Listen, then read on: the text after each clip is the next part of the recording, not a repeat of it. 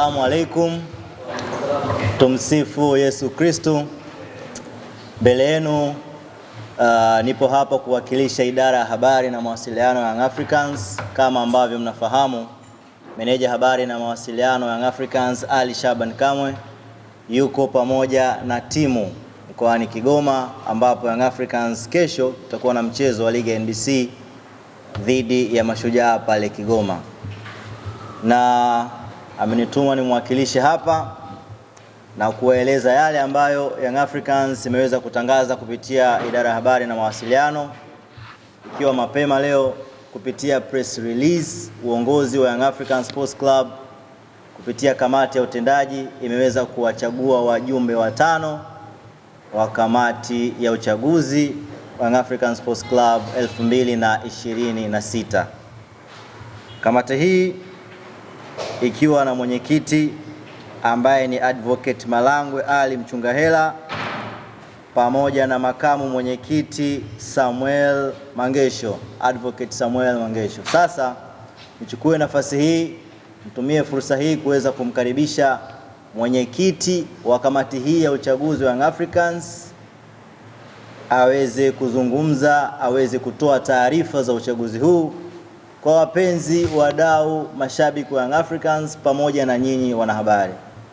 Advocate Mchungahela, press hii ni yako uweze kuzungumza na wapenzi, mashabiki na wanachama wa Young Africans kuhusu uchaguzi mkuu. Habari za sasa hivi wanahabari. Karibuni kwenye kikao hiki, kwenye mkutano huu. Tuna agenda moja tu. Tunazungumza uchaguzi mkuu wa klabu ya Young Africans.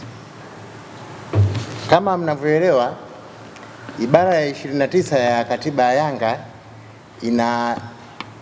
inaelekeza kuwa muda wa mamlaka na madaraka wa kamati ya utendaji ni miaka 4. Kwa maana hiyo, kila baada ya miaka 4 tunatakiwa kufanya uchaguzi mkuu. Na uchaguzi mkuu uliopita tulifanya mwaka 2022 na sasa ni 2026. Tulifanya mwezi wa 7. Kwa hiyo kamati ya utendaji inaelekea mwisho muda wake wa utawala.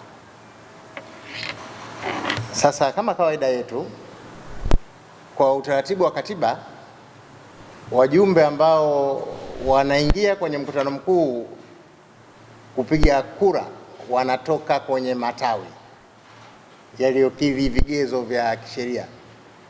Manake tuna sheria, katiba yetu inataka wajumbe 5 kutoka kila tawi. Wajumbe hao nao uchaguzi wao ulifanyika mwaka 2022. Maana yake kwamba mpaka leo mwaka wa 4 muda wao umekwisha. Sasa kabla hatujakwenda kwenye uchaguzi mkuu, lazima tupate wajumbe wa mkutano mkuu ambao wanatoka kwenye matawi, ambao ni mwenyekiti, katibu, mweka hazina na wajumbe 2 wa mkutano mkuu, ambaye mmoja ni mwanamke kama yupo. Kwa hiyo kupitia mkutano huu natoa wito, kamati ya uchaguzi inaelekeza matawi sasa, kwanza kuhuisha kamati zao za uchaguzi ama kuteua kamati za uchaguzi kuanzia kesho, alafu waanze mchakato wa kufanya uchaguzi kwenye matawi kuanzia kesho tarehe 13. Matawi kikatiba yanayokidhi vigezo, tawi linatakiwa kuwa na watu 100 kwa matawi ya ndani na wasizidi watu 500. Kwa matawi yaliyokuwa nje ya nchi ni watu kuanzia 20. Kwa hiyo wafanye, na hapa natoa wito wafanye uchaguzi sasa. Na utaratibu wa kufanya uchaguzi upo kwenye mwongozo wa uchaguzi wa matawi, tulishautoa tangu mwaka 2022. Kwa hiyo ule mwongozo bado uko valid, wafanye uchaguzi huo. Na kwa maana hiyo wanatakiwa kuanza kesho tarehe 13 mpaka tarehe 26 mwezi huu wa 7, wanapotakiwa kuleta majina ya washindi hapa klabuni. Baada ya hapo sasa Mwenyezi Mungu akijalia, tutakuja tena hapa kutangaza sasa uchaguzi mkuu. Asanteni sana.